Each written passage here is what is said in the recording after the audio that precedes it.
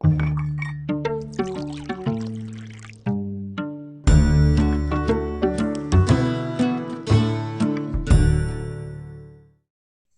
welcome to our Conversations and Coffee virtually here at the Cultural Arts Center, downtown Columbus.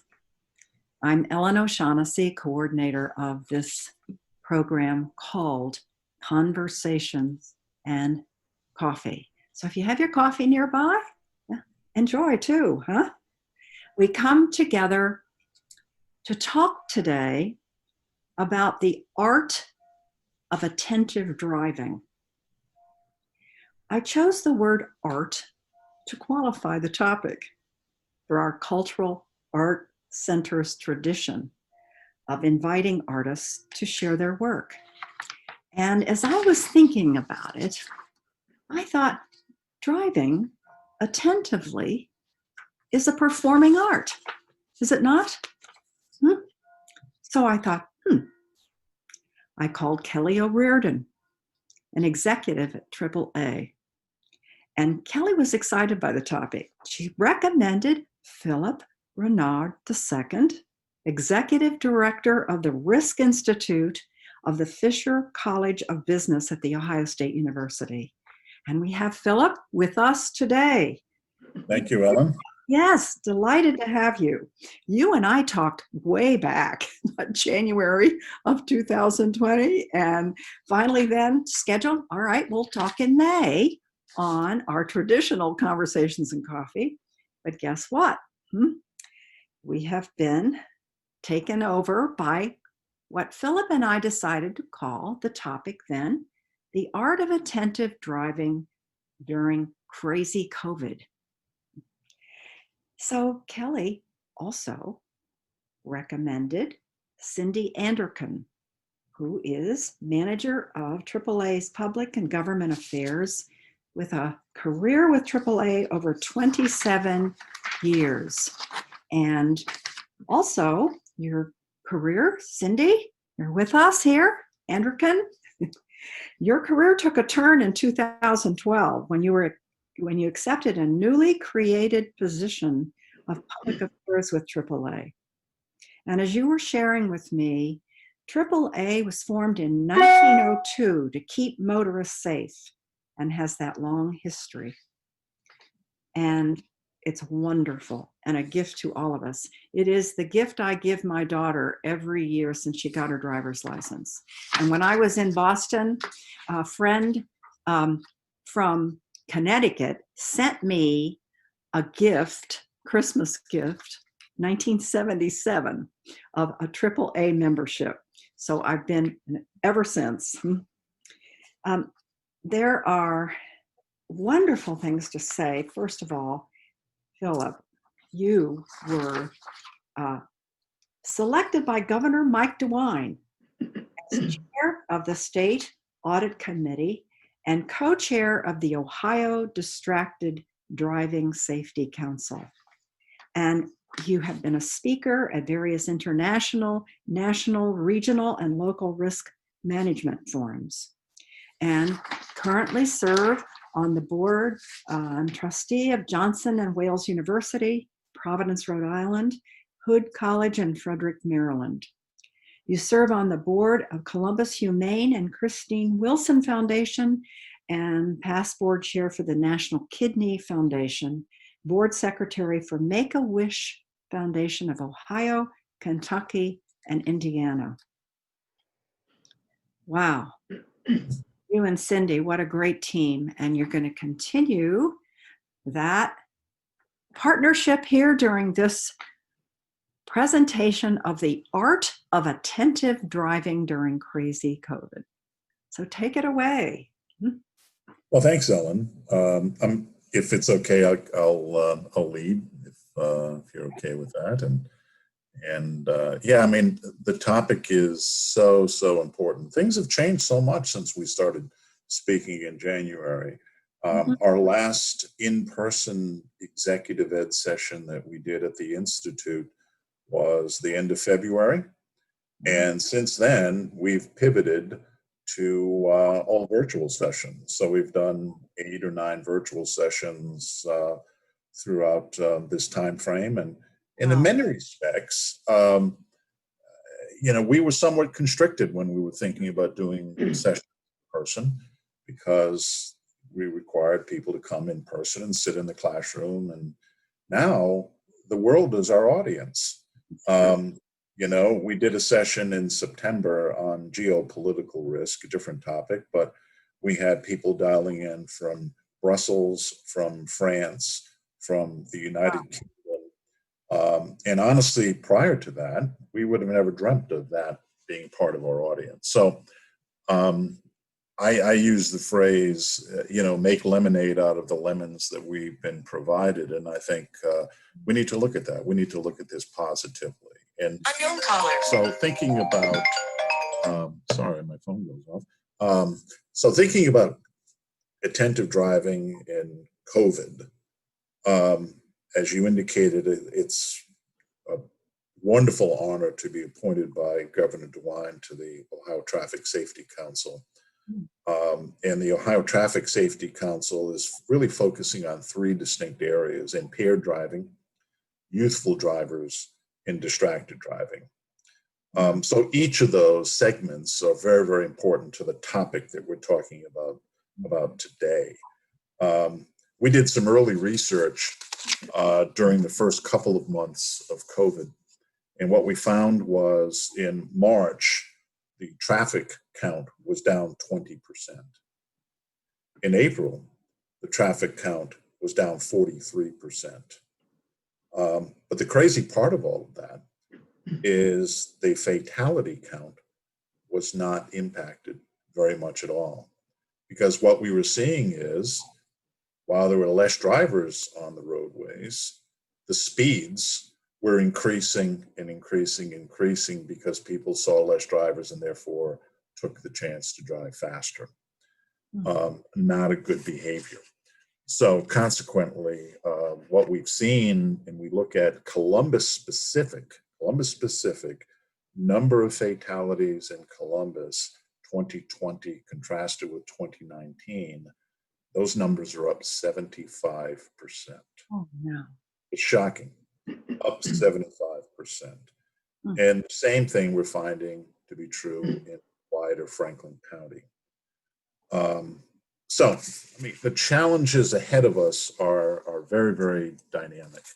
An area that we've put a lot of attention on is young drivers, youthful drivers.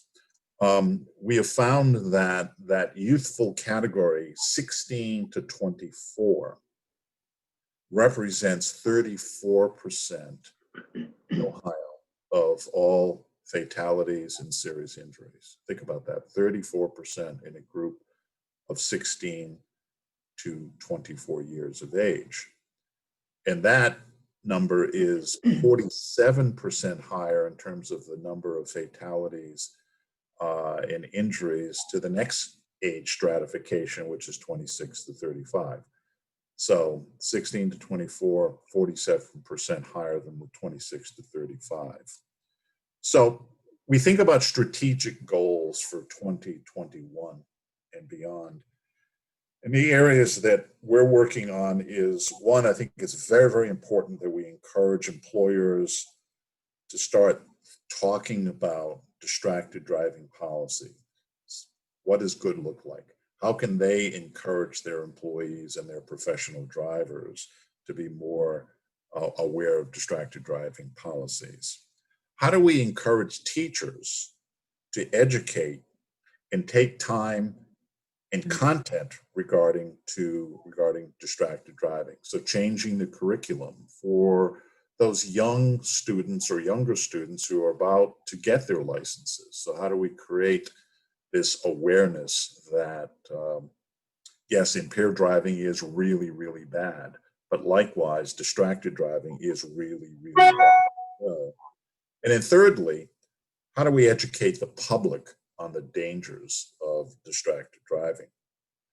Fourth, modernizing the laws. So I'll put some statistics out there. Senate Bill 285 is pending in the state of Ohio. right now. And that is a modernization of laws in the state of Ohio to put forth a hands-free bill. And we've looked at states that 2 years after they have put a hands-free bill in motion, let's look at the state of Washington. Number of fatalities down 22% post a hands-free bill. State of West Virginia down 23% accidents, fatalities in 2 years. California down 31%. And the District of Columbia down 46%. So hands-free legislation is good.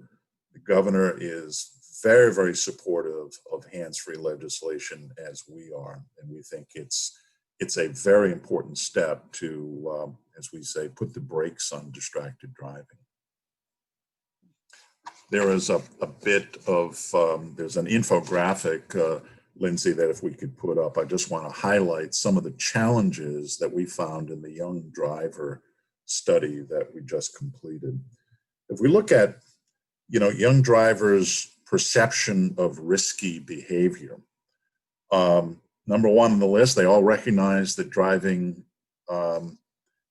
impaired, drunk, is very, very bad. So they perceive that as an extreme risk. Other drugs, marijuana, no seatbelt, perceive that, drowsy. But look at cell phone use. It's way down on the spectrum, way down on the spectrum. So young drivers particularly don't perceive you driving with cell phones as a risk. You remember a lot of these young drivers grew up with a cell phone in their hands or some technology in their hands. So their perception of risk versus reward is a little out of balance, right? So they don't perceive it as a high risk, but they perceive the reward of having the ability to connect as a very, very high reward mechanism. 80% use phones at least sometimes, and nearly 30% use phones half of the time while they're driving. They recognize seatbelts. 86% wear seatbelts, which is a great thing. But the other side of that is they speed a lot. And we talked earlier when we opened the conversation about speeding and the challenge, particularly during COVID. 70% report speeding at least half the time, and 20% reported speeding 100% of the time. And we're talking 10 miles over the speed limit. So this is likewise a very, very big challenge for young drivers.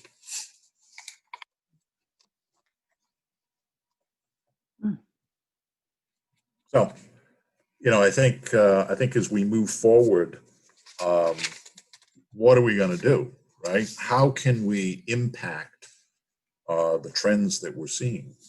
And we believe, because there's such distorted amounts of serious injuries and fatalities in this group between 16 to 24, that we need to educate. We need to educate younger. We need to create some discipline in the classroom that starts bringing out this challenge in 8-year-olds, 9-year-olds, 10-year-olds, that says it's okay to speak to your parents if you're in the back seat and you see your parent driving with a cell phone in their hand and say, "Mom or Dad," that's not good. Put the phone down, right? So you get this peer interaction or child to parent interaction.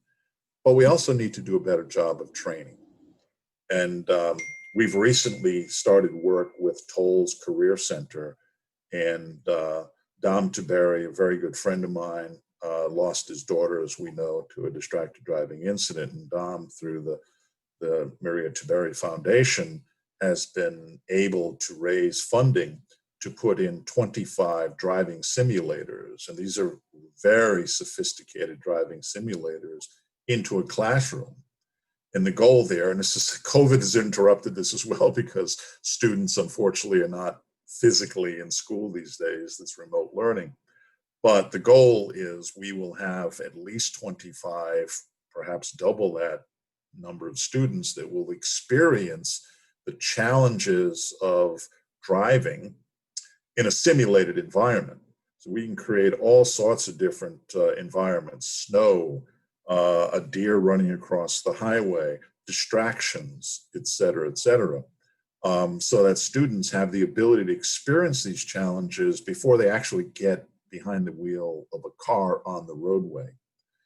So we think by conditioning and training and getting student awareness, particularly young student awareness to road situations, that will improve, one, their skills, and two, their awareness of the road conditions that they will face. It's inevitable they will face it. Mhm. So, I think with the focus on, I know myself, I don't drive anywhere near the amount of time that I did pre-COVID.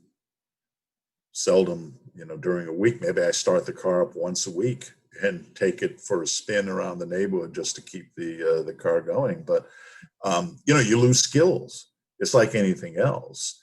If we are not exercising those skills, if we're not exercising our driving ability, then we lose those skills. And I think it's even more important now for drivers to be aware that there will be some skill loss. And we need to slow down and pay more attention to what we do that heretofore would have been somewhat natural because of the frequency of driving.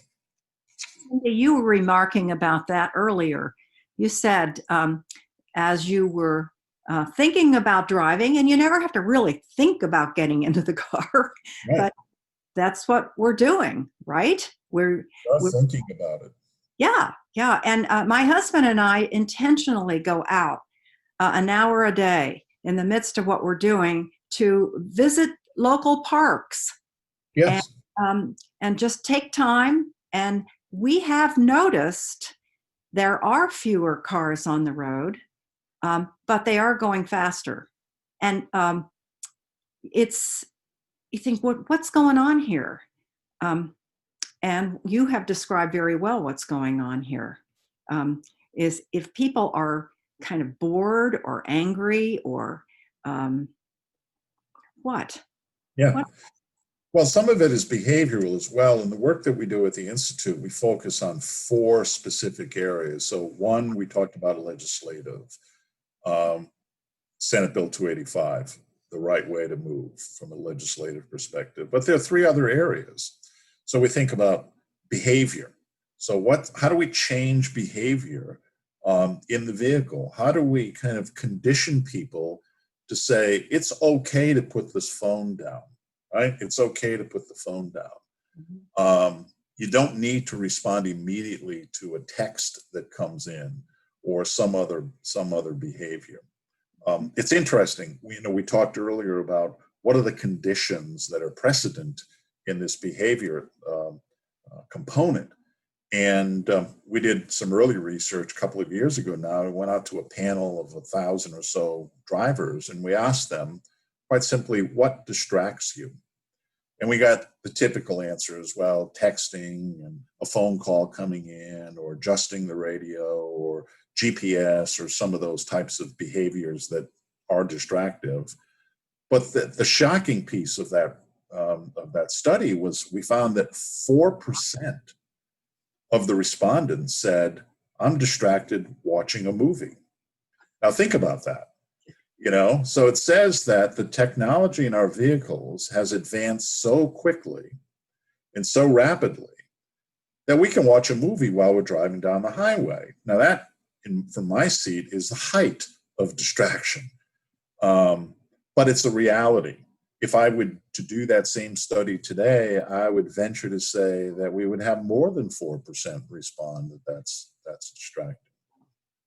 So a behavior condition. Mhm. The third piece is technology. We talked earlier that technology is moving very, very quickly at the pace that it is, unknown or unseen in our history. If we think about the Apple iPhone was introduced in 2010, right? 2010, the Apple iPhone was introduced, and think of the progress and the types of things that we can incorporate into the iPhone today, and the things so technology. And the fourth piece is urban planning and development. And I think Columbus specifically has done a very, very good job of thinking about the introduction of roundabouts. We see them all over town these days. But the beauty of a roundabout in our study in Ohio specifically is that there have been no fatalities and no serious injuries at any roundabout in the state of Ohio. Doesn't say there were no accidents. It says that there were no fatal accidents or serious accidents in the roundabout.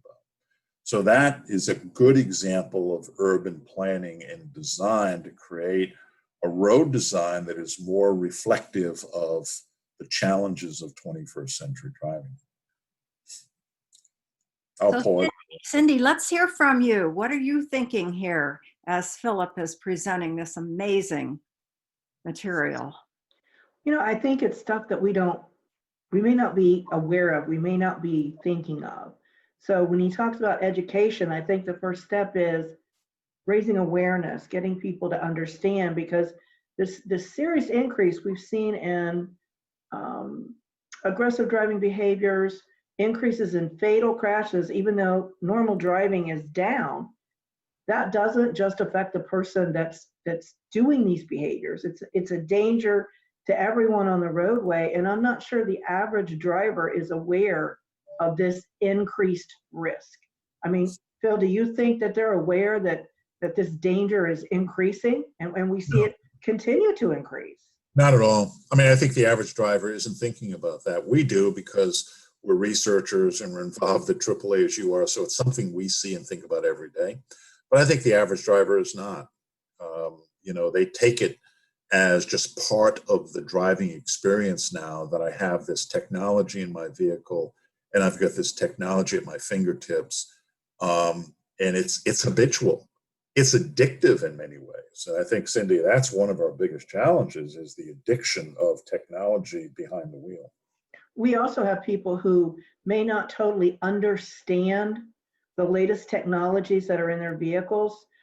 We find when we talk with people and you talk with them about emergency braking, for instance, many people do not understand how the technologies in their vehicle work. Maybe their vehicle only has a warning system to tell them that they need to brake, and yet we found drivers who thought the vehicle would brake for them, and it would not.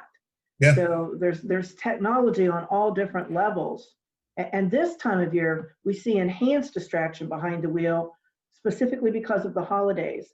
You have folks who would never, ever use their cell phone in the car, and yet, they're driving and their mind is somewhere else. It's making the list of, I got to stop by and get the honey baked ham, and I can't forget to get the Lego set. So this time of year specifically, we see some of these increased distractions, but it's not necessarily because of technology. Yeah. I mean, I think about, I used to drive a lot between Columbus and Michigan a few years ago. I can't tell you the number of times that I'd be driving, let's say I'd be on a phone call, and it was a hands-free phone call. And I'd, end the phone call, and I think to myself, did I pass that exit? Where am I on the road in relationship to my destination? So you believe in your heart of hearts that you are paying attention as you're driving, but you're really not. You're focusing on that conversation. And I think, Cindy, that's a good analogy of how easy it is for us to be distracted behind the wheel. I think, and it's only growing. It's that a lot of people point to the cell phone, and cell phone is part of the problem, certainly. But as we talked about earlier, I think your example of taking delivery of a new vehicle, all the technology that's incorporated in a new vehicle, but yet the delivery of that new vehicle hasn't changed very much from what it was 25 years ago and how vehicles are being delivered. They still go through the same basic, experience to how you start the car, Here's how you change the radio. Oh, let's preset the radio for you. Oh, let's make sure that your phone numbers are already pre-programmed into the radio. All very, very good things, but there's hundreds of other technological advances that have been incorporated into the vehicle. Mm. I mean, I recently bought a new vehicle that has lane departure assist. It's a wonderful piece of technology. I'd adjust the speed if there's a car close to me in front, and my speed is accentuated by that, or if it keeps within the lane. But what does that do for us? We talked about learned skills, learned driving skills. We then become much more reliant upon the technology that's incorporated in the vehicle, in some cases to our detriment, because we're not using the inherent driving skills that we were taught. So there's a space here, and people talk about driving capabilities or autonomous vehicle designs, which will come. But if we think about what's the average age of a vehicle, and this may be AAA studies, and Cindy, you can correct me if I'm wrong, but I think the average age of a vehicle is on the streets today is close to 10 years old. So autonomous vehicles are coming, but that also says, one, can I afford an autonomous vehicle? Two, am I willing to purchase an autonomous vehicle? And the average age being 10, we're looking at probably 15 or more years before we see a sea change toward autonomous vehicles being perhaps the majority of vehicles on the road. So between today and that period of time, we have some very significant challenges ahead of us. And what you talked about, the overdependence on the technology, that in itself can often lead to distraction behind the wheel, because instead of paying attention to the very things that your vehicle is now doing for you, our minds are pretty amazing things, and that, and in today's world, we've learned to have this constant stimulation. And I think we get bored easier today than we ever did. And it's harder to hold people's attention. I mean, does your research tell you anything about how our overdependence on, I mean, look at how we get information now. 20 years ago, you would sit down and you would really read and read and read and read. And the way we get information today is like pieces here and pieces here and, bullets and just really quick little snippets. It's spot on, because that infographic that we see on the screen right now is a reaction to what we hear all the time. Behind that infographic is a 70+ page of research, right? So it's a 70-page research assignment. But what we found as we try to communicate the results, whether it be a publication, I'll qualify that, a non-academic publication. Academic publications will publish the entirety of the research, but a non-academic publication is, if it isn't 800 words or less, they're not publishing it. So it's forced us to kind of distill the information down to infographics like that, where we take the top 10 or so pieces that came out of the research and put it into a one-page document. It's reality. It's something that we in an academic setting doesn't make us very happy, but it's the reality of the world that we live in. If we can't get the information out in small snippets, then people aren't going to read it, people aren't going to consume it. And I think that's part of the culture that we live in today, right? We get information on 120 characters or less on Twitter, and all sorts of different vehicles that are very, very small snippets. And that's how we consume information. So we can embrace it, as we try to do with our infographic approach, or we can fight it and really never get anywhere with putting the information out into the general public. So the same challenge is ahead of us as we try to educate young drivers.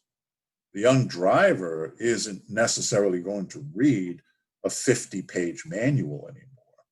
So we've got to give them that experiential learning. We've got to give them that ability to learn by doing, which is the simulated driving experience that we're trying to develop. The challenge with all of that is extremely expensive. A single simulator is probably in the vicinity of $15,000 to $20,000. So in order to roll this out, think about statewide, that's a very significant amount of money that is, with budget constraints that are hitting the state, school systems, et cetera, that's going to make the challenges even harder. So we've got to go to the wider community to embrace the need for changing driver education. We've got to change, and we've got to embrace that new way of teaching, new way of learning. That's in classroom as well as experiential with use of simulators, et cetera. Phil, I have a question. I've had concerns this year with, as you have talked about, this crazy COVID. We know that the best way to help a young driver, a new driver, be a good driver is to give them as much experience as we possibly can. They get more training on how to play the flute than they do on how to drive a car. And it's very concerning. But I'm wondering with COVID, if they're getting even less time behind the wheel, whether they're a driver who just has a temporary permit, so they're very early in the learning phase, or maybe some who actually have a provisional license, but now they're not driving to school every day, and they're not being able to practice getting these new skills. Yeah, that's very perceptive, Cindy, because we've worked with Wadam Taberi has conducts 4 or 5 sessions during the summer for young drivers where we bring in driver experts from a number of academies and also Mid-Ohio Driving. We've got professional race car drivers involved in teaching. Those are all canceled this year because of COVID. The Ohio Department of Public Safety and Ford Motor Company works together on a camp. And I was tangentially involved with that a year ago, and I think we had 400 plus young drivers and their parents attend those camps. Those were canceled again, well, not again, but they're canceled this year because of COVID. So you're right, Cindy. We're in this lull period where at least in 2019, we're able to kind of accentuate and develop skills to the group that we know needs it most, that 16-year-old component. That's gone in COVID. So hopefully we'll be able to pick that up in 21, but there's a 1-year gap here in terms of skill development. And these are very important skills to develop at young ages because, again, they're not they're not reactive. You and I may see something on the roadway, and because of, in my case, driving for 40 plus years, we can become more reactive to that. A young driver isn't going to be as reactive to that. It may overcorrect, which is very problematic in a highway setting or rural road setting, for example.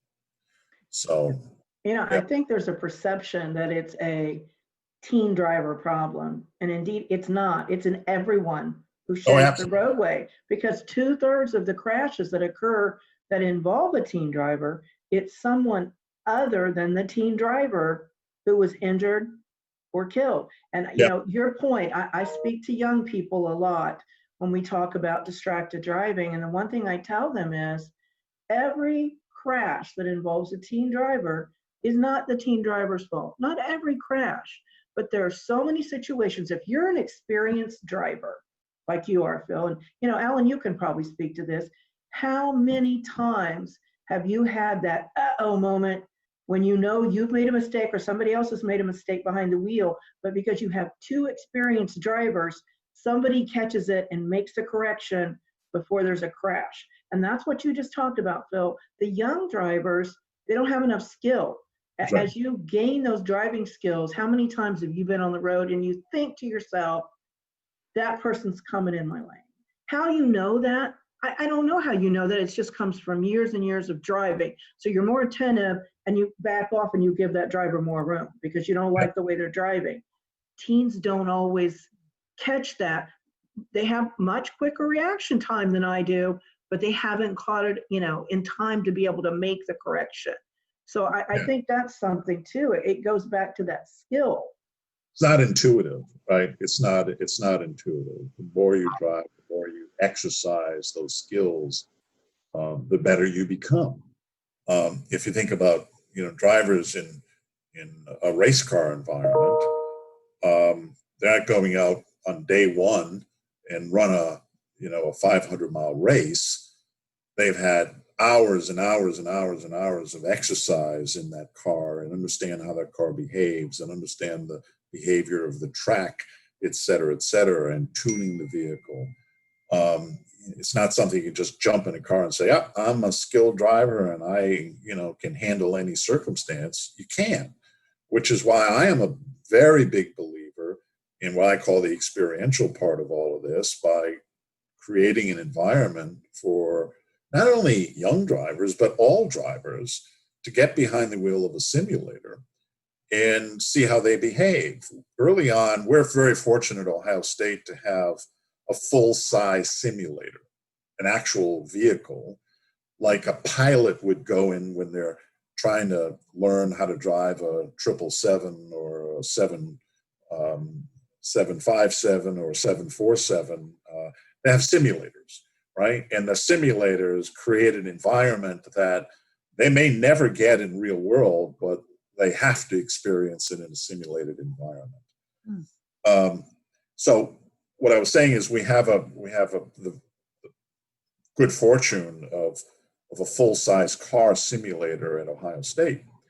And we did some work with some technology that would kind of respond to voice commands, because newer vehicles have voice command technology built into it. But if I've got a 1978 Plymouth, I don't have voice capabilities in that. So we looked at some technology that would provide that to any vehicle. And we looked at the reaction times and things like this of someone performing a task with a cell phone in hand and someone performing that same task without a cell phone in hand and using the new technology.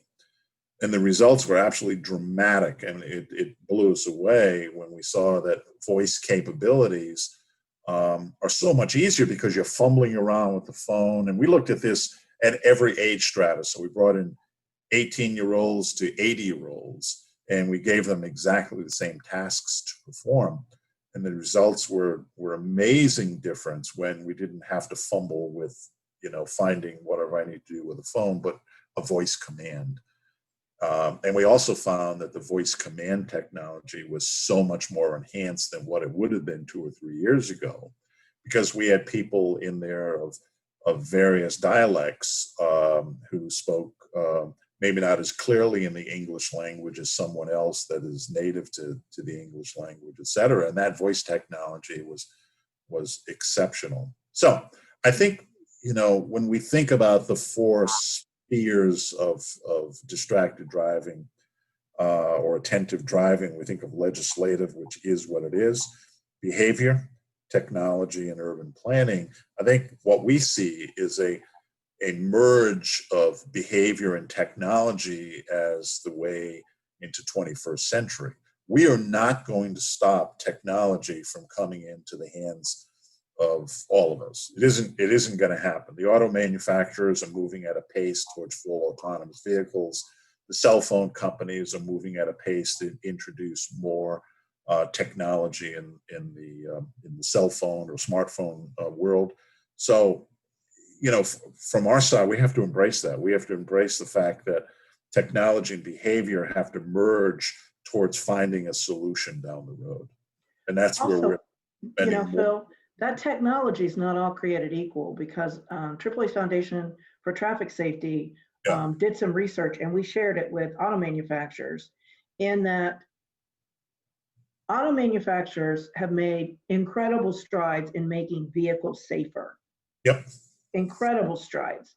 But when it comes to that voice technology that we're relying on more and more often in the vehicle, we found that companies that do that well, for instance, Apple, and companies that are used to creating those platforms for us to be able to use voice commands, they do it better because Yeah. that's their world and that's what they do.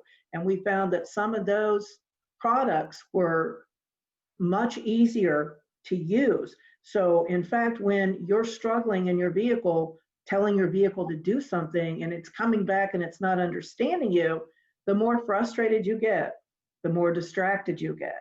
Right. So I think there's still a huge area to improve in that arena, into making those voice commands much more intuitive so the Yeah. drivers don't have to work so hard.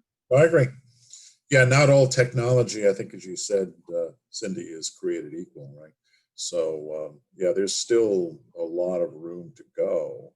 But it's encouraging that I think the vehicle industry is moving in that direction. It's encouraging that the cell phone industry is moving in the direction. I know AT&T has a very, very big platform out there that warns about the hazards of distracted driving. So I think the more partnerships we can get with companies that are involved in technology, companies that are manufacturing our vehicles, is very good. Yes, vehicles are much safer, but the shocking thing that we're seeing is with all of the safety features that are incorporated in vehicles today, why are we seeing a 75% increase in fatalities in Columbus year over year, right? Something's going on. Something is going on that says, yes, I live in a safer vehicle, but because, and this is reactions of studies that we've done as well, is people have this perception that my vehicle is safer, therefore my behavior maybe is not as important, subliminally not as important, because I have a safe vehicle. I've got airbags, I've got seatbelts, I've got all of these safety features that are built in. Therefore, the vehicle will take care of me in an event. Well, that's not true. That's not true. And if we're speeding, as we know from the Ohio Department of Public Safety statistics, that the number of speeding violations in excess of 100 miles per hour has grown exponentially during COVID. That creates another hazard. I don't care what safety feature you have in a vehicle. If you're involved in an accident with speeds over 100 miles per hour, the results are not going to be good. So, COVID has created some challenges for law enforcement because less vehicles on the road. We have to protect our law enforcement personnel from COVID. And if the reaction to that is, oh, I don't see any law enforcement on the road, therefore I'll drive faster, the results are what we're seeing in Columbus and what we're seeing in Franklin County, which is an increase in fatalities and serious injuries. So it's a very dynamic challenge that we have ahead of us, but I think it's one of the more important challenges that we have ahead of us for society in general. We've got to crack this problem. The roads have got to become safer, and we've got to educate the young. We've got to educate all age stratas that driving with a cell phone on your lap is a challenge as well. There's some new technology that's out there that we're very interested in looking at. It's Australian technology that has the ability to kind of identify distracted through cameras on highways. And what they found in early tests in Europe is the problem is far bigger than anyone ever imagined, because they can see into the vehicle and can see that cell phone sitting on someone's lap, not necessarily up to their ear, but on their lap, poised for the next text. So I think these are all very, very important challenges. I'll wrap up here and open to Q&A, but we did a study a couple of years ago with technology, so cell phone technology that is geared towards identifying distractions, speeding, braking, cornering, etc. And we brought that technology to a group of high school students in Central Ohio. And we introduced to boys, girls, and their parents. And what we found that 3 weeks into the use of the technology, the girls were embracing the technology and their scores were going up. The parents' scores likewise were going up after 3 weeks of use of the technology. But the boys' scores were going down, actually. They weren't going up, they were going down. So we reached out to the young men that were in the study and we said, what's going on? Well, why are your scores going down? And they were also quitting the study. They were just dropping out of the study to a large degree. And the response was, well, we don't believe that we can do anything to improve our scores. Therefore, we're just going to quit, which is completely opposite behavior of what we anticipated. We thought that the score itself, because everyone's competitive, we thought that the score itself, particularly for boys, would have been a motivating factor. Saying, oh, my score isn't very good, I'm going to work like crazy to get my score up. It actually worked just the opposite way. The girls in the study got it and worked to improve. The parents in the study got it and worked to improve. But the boys in the study just said, I quit because I can't increase my score to mean anything, so therefore I'm out. Which is pretty scary when you think about the competitive nature of young males. So what other behavioral changes can we introduce, what we call gamification? How do we increase gamification so that the young drivers are saying, I've got something to shoot for? Is it an Amazon card? Is it gas points? Is it Starbucks gift certificates? What gamification would interest those young drivers to kind of improve their driving capabilities and their scores? Kind of an interesting study that we did early on that woke us up to some of the challenges that we're facing, particularly with young drivers. You know, Philip, when I, having been in Germany, part of my family is from Germany. Yeah. I noted that the Autobahn, the lane in the Autobahn allowed for the speeders. Sure. And now we have speeders in all, let's say if in a 5-lane highway, the speeders are cutting in and out and in and out. And it's almost like a game, like a video game. Yes. Watching. And you wonder how, as you're looking ahead, it's kind of exciting if this car is going to move out of the way or this guy is going to just take over. Yeah. Have you noticed that an increase? And I don't want to have a prejudice against pickup trucks, but it just seems like they have more tendency to do this video game in and out and in and out. And I want to say, just go over in the left lane, but we don't have the Autobahn left lane where you can go 100 miles an hour. No, we don't. I mean, you're right. It's a great perception. We've seen that as well. Is there's a tendency, that aggressive driving that we talked about earlier with Cindy. Drivers become more aggressive and they're on your bumper. So if you're going 70 miles on a 70 mile per hour highway, that's not fast enough. So they're on your bumper and you're in the middle lane. Well, they'll move over to the first lane or the far left lane just to increase speed. So I think attention to the rules of the road is becoming more challenging as well, where people are frustrated.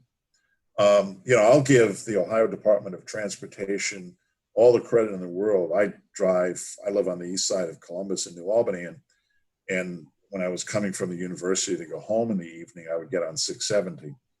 And when they introduced that far left lane, Yes. I was scratching my head going, I wonder what difference that's going to make, because the traffic was usually really bad on 670 at peak hours.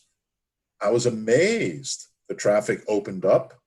That left lane kind of introduced, I'm not going to call it the Autobahn lane, but it was a more rapid moving traffic pattern. And it solved a lot of the basic conditions that existed on 670.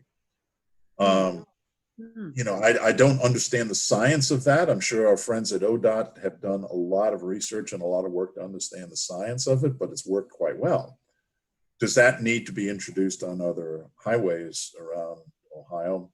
Perhaps, and I'm sure they're looking at those road conditions. So, we talked about urban planning as one of the pillars of the work that we do. I think that is another example of how urban planning needs to change for 21st century driving habits and skills. Mhm.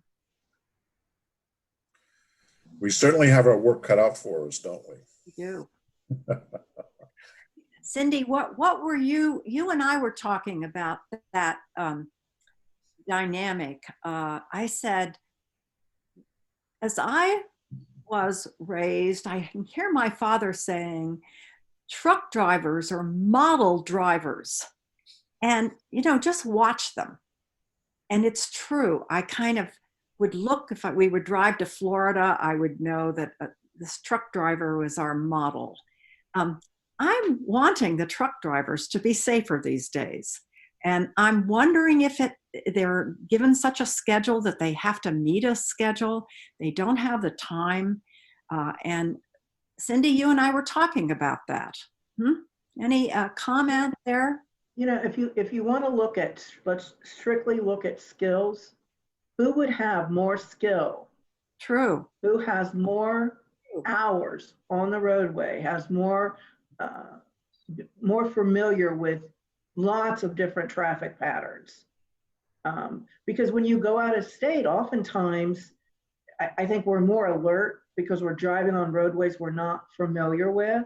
Yep. And I think for them, I can't imagine another driver other than maybe a race car driver who would have more skill, especially in highway driving, than a truck driver. And I know there are so many rules and regulations put in place to try to help them be safe drivers. Yeah, I'll comment on that. I spent a lot of years at DHL, and one of the challenges in that community, and I agree, they have certainly, with CDL, commercial driver license requirements, et cetera, have a much higher skill. But here's a challenge. The challenge is a lot of those drivers are retiring now. And it's increasing difficulty to get younger drivers into a commercial driving job experience, because a lot of younger drivers don't want to be away from home for longer periods of time. So they'd be more interested in shorter routes. So it's challenging the industry to get adequate numbers of driving. I know at one point there was a couple of 100,000, if you looked at the projection of need of professional drivers, there was a couple of 100,000 opening slots that would be needed in the next couple of years that they're challenged in filling, simply because of retirements and job preferences for younger commercial drivers. So, I think we've got our work cut out for, as I said earlier, that in all different aspects, to make sure that we enhance those skills and make sure we're providing the right training and giving job opportunities, let's say, to returning military veterans who could go into some of those jobs, like truck driving, et cetera. Well, we look to truck drivers as living out a vocation, a call to model the kind of commitment to our roads that has been a tradition. Yes. Mm-hmm. Well, and yes. COVID has taught us how much we depend on them. Yes. When you go into the store and you can't purchase the items that you had on your list, I think for all of us, the very first time it happened, you're like, wait, what? And then you begin to realize that we depend on them so heavily for sustainability. Yes. Well, think about now, it's even of greater importance as we try to deliver the vaccines to the hospitals and the networks. Yes. If we're not using, truck drivers to get that vaccine from the airport, wherever it's coming in, to that distribution point, hospital, CVS store, Walgreens, or wherever at some point, then none of this happens. None of it happens. So it's an absolutely critical job, and one that we as a society are so dependent upon. They're essential particularly in getting us out of COVID. Well, Philip Renaud II, Yeah, you are named after your father? I am. Uh-huh. And we are so grateful that you have been with us, and congratulations on your award. You are well deserving of the governor giving you honors. And Cindy Anderkin, your commitment over these years to AAA and people's safety, we thank you for being with us with this art of attentive driving, which is truly a performing art, is it not? It And is. brought that spirit to us. Huh? Hasn't this been wonderful with Philip and Cindy? Thank you, Ellen. Thank you, Lindsay. Here. Thank you. Wonderful to be with you. Thank you for the opportunity. Thanks, Cindy. Thanks, Great, Phil. great to see you, and we look forward to working with you guys more in 2021.